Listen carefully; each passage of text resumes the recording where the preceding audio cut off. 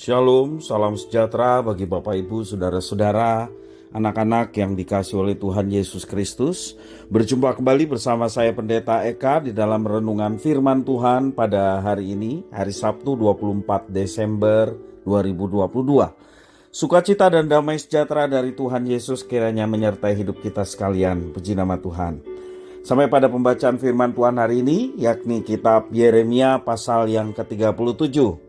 Kiranya firman Tuhan memberkati kita sekalian. Puji nama Tuhan.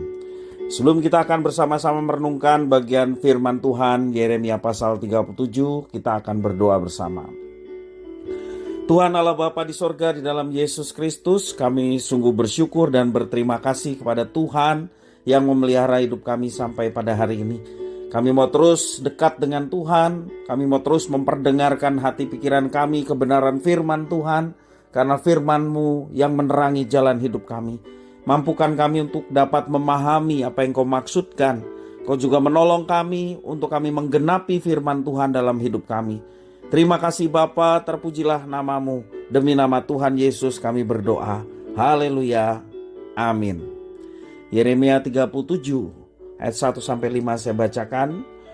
Zedekia bin Yosia menjadi raja menggantikan Konya bin Yoyakim. Nebukadnezar Raja Babel telah mengangkat dia menjadi raja atas negeri Yehuda. Tetapi baik pegawai-pegawainya maupun rakyat negeri itu tidak mendengarkan firman yang disampaikan Tuhan dengan perantaraan Nabi Yeremia. Pada suatu kali Raja Zedekia menyuruh Yukhal bin Selemya dan Imam Zefanya bin Maaseya kepada Yeremia untuk meminta, berdoalah hendaknya untuk kami kepada Tuhan Allah kita. Adapun pada waktu itu Yeremia masih bebas pergi datang di tengah-tengah rakyat. Ia belum dimasukkan orang ke dalam penjara. Adapun tentara Fir'aun telah berangkat keluar dari Mesir. Mendengar kabar itu, maka orang-orang Kasdim yang mengepung Yerusalem angkat kaki dari Yerusalem. Bapak Ibu Saudara-saudara yang dikasihi oleh Tuhan, orang yang membawa berita yang tidak menyenangkan hati sering menjadi sasaran kemarahan dari orang yang mendengar dan menerima berita itu. Inilah yang dialami oleh Nabi Yeremia. Ketika tentara Fir'aun berangkat dari Mesir, tentara Babel pergi dari Yerusalem. Di dalam ayat yang kelima mengatakan, adapun tentara Fir'aun telah berangkat keluar dari Mesir. Mendengar kabar itu, maka orang-orang Kasdim yang mengepung Yerusalem angkat kaki dari Yerusalem. Bapak Ibu Saudara, kemudian Yeremia menyampaikan firman kepada Raja Zedekia yang meminta petunjuk Tuhan bahwa tentara Fir'aun yang telah berangkat untuk membantu Yehuda dalam menghadapi Babel akan kembali ke Mesir. Dan kemudian tentara Babel akan datang lagi mengepung bahkan menghanguskan Yerusalem dengan api. Tertulis dalam ayat yang ke-6 sampai yang 10. Lalu datanglah firman Tuhan kepada Nabi Yeremia bunyinya. Beginilah firman Tuhan Allah Israel kepada Raja Yehuda yang menyuruh kamu kepadaku untuk meminta petunjuk. Harus kamu katakan begini. Lihat, tentara Fir'aun yang telah berangkat keluar untuk membantu kamu akan kembali ke negerinya, ke Mesir. Tetapi orang-orang Kasdim akan datang kembali memerangi kota ini, merebutnya dan menghanguskannya dengan api. Beginilah firman Tuhan. Janganlah kamu membohongi dirimu sendiri dengan mengatakan orang-orang Kasdim ini telah pergi untuk selamanya daripada kita. Padahal mereka tidak pergi untuk selamanya. Dan seandainya kamu memukul kalah segenap tentara orang Kasdim yang telah memerangi kamu itu, sehingga di antara mereka hanya tinggal orang-orang yang luka parah, masing-masing di kemahnya mereka akan bangun dan menghanguskan kota ini dengan api. Bapak Ibu Saudara-saudara, kita perhatikan pada saat tentara Babel meninggalkan Yerusalem karena takut kepada tentara Mesir, Yeremia yang waktu itu keluar ke Benyamin untuk urusan keluarganya ditangkap. Dalam ayat 11-13 demikian. Ketika tentara orang Kasdim itu telah angkat kaki dari Yerusalem oleh karena takut kepada tentara Fir'aun maka keluarlah Yeremia dari Yerusalem untuk pergi ke daerah Benyamin dengan maksud mengurus di sana pelbagai warisan di antara kaum keluarga. Tetapi ketika ia sampai ke pintu gerbang Benyamin, maka di sana ada seorang kepala jaga yang bernama Yeria bin Selemia bin Hananya. Ia menangkap Nabi Yeremia sambil berteriak, "Engkau mau menyeberang kepada orang Kasdim."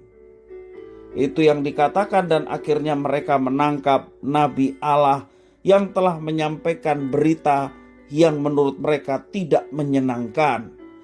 Yeremia dituduh menyeberang ke Babel sehingga ia dipukul dan dimasukkan ke dalam penjara. Yeremia tinggal lama di ruangan cadangan air di bawah tanah. Ayat yang ke-14, 16 menuliskan demikian. Dan sekalipun Yeremia menjawab, "Itu bohong, aku tidak hendak menyeberang kepada orang Kasdim." Tetapi Yeria tidak mendengarkannya, lalu ia menangkap Yeremia dan membawanya menghadap para pemuka.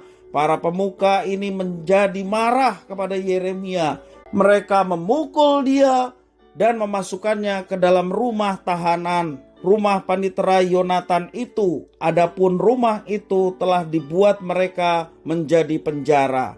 Demikianlah halnya Yeremia masuk ke dalam ruang cadangan air di bawah tanah itu, dan lama Yeremia tinggal di sana. Bapak, Ibu, saudara-saudara, itulah nasib dari seorang nabi Allah yang setia menyampaikan firman-Nya, tetapi tidak disukai dan pada akhirnya difitnah dengan berbagai macam hal, ditangkap, dipukul, dan dipenjarakan. Manusia sering hanya mau mendengarkan apa yang mereka anggap senang atau enak untuk didengar. Para pemuka Yehuda senang bahwa tentara Babel telah pergi karena takut kepada Mesir dan tidak mau mendengarkan firman yang menyatakan bahwa Babel akan datang lagi, bahkan menghancurkan Yerusalem.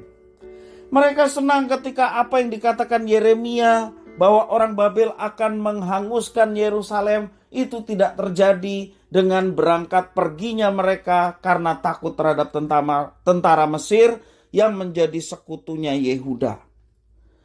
Yeremia yang membawa berita dianggap negatif, ya. Yeremia difitnah dan dimasukkan ke dalam penjara. Bapak, Ibu, saudara-saudara yang dikasihi oleh Tuhan, adakah orang Kristen, umat Allah yang baru sekarang ini juga melakukan tindakan yang sama?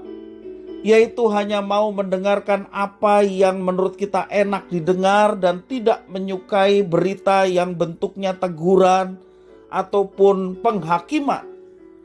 Karena itu jika kita setia menyampaikan apa yang Tuhan mau sampaikan, jangan heran ketika kita melakukannya ini mungkin diperlakukan dengan buruk. Kita harus bersiap untuk membayar harga demi menyampaikan firman Tuhan yang benar. Bukan firman Tuhan yang enak didengar menurut telinga kita, tetapi tidak suka mendengar firman Tuhan yang bentuknya adalah teguran terhadap dosa-dosa kita. Bahkan jika kita sampai dianiaya karena menyampaikan kebenaran, maka seharusnya kita bersuka cita sama seperti para rasul yang disesah oleh karena menyampaikan Injil. Pelayanan kita mungkin dibalas dengan penolakan dan fitnah, tetapi kita rela menderita, bahkan bersuka cita karena telah dianggap layak menderita penganiayaan oleh karena nama Tuhan Yesus Kristus. Bapak, Ibu, saudara-saudara yang dikasihi Tuhan, apa yang kita sampaikan adalah berita baik. Apa yang kita sampaikan adalah jalan keselamatan. Banyak kali semua berita itu dianggap fitnah, berita itu dianggap bohong, berita itu dianggap palsu. Tetapi barang siapa setia terhadap berita yang boleh kita terima sebagai kabar baik yang menyelamatkan dan kita mau sampaikan itu dengan setia, maka Tuhan menyertai kita. Seperti rasul-rasul tetap setia memberitakan nama Yesus dan satu demi satu banyak orang yang bertobat. Mereka rela diperlakukan tidak adil, difitnah, bahkan dipenjara, bahkan juga ada yang dibunuh. Mereka rela demi nama Tuhan Yesus disebarluaskan, dan apa yang mereka kerjakan, Tuhan memberkati dengan banyaknya orang yang bertobat kepada Tuhan. Dalam Kisah Para Rasul pasal 5 ayat 41 mengatakan, rasul-rasul itu meninggalkan sidang mahkamah agama dengan gembira karena mereka telah dianggap layak menderita penghinaan oleh karena nama Yesus. Bapak, Ibu, saudara-saudara yang dikasihi Tuhan, jangan berhenti untuk menyampaikan berita kebenaran. Jangan berhenti untuk kita menjadi saksi, karena kita ditebus oleh Kristus untuk menjadi saksi Kristus. Seperti Tuhan Yesus mengatakan, bukan kamu yang pilih aku, tetapi aku yang pilih kamu, supaya kamu pergi dan menghasilkan buah. Supaya kita menghasilkan buah, yakni buah pertobatan orang-orang yang mendengarkan firman, orang-orang yang mendengarkan kebenaran dan diubahkan oleh Tuhan menjadi pribadi yang taat kepada Tuhan. Jangan takut ketika kita menyampaikan sesuatu harus membayar harga. Seperti Yeremia begitu luar biasa membayar harga. Demikian umat Allah yang baru siap untuk membayar harga. Berapapun harga yang harus dibayar, ketika Injil diberitakan tidak menjadi sia-sia. Firman mengatakan jerih lelahmu tidak sia-sia.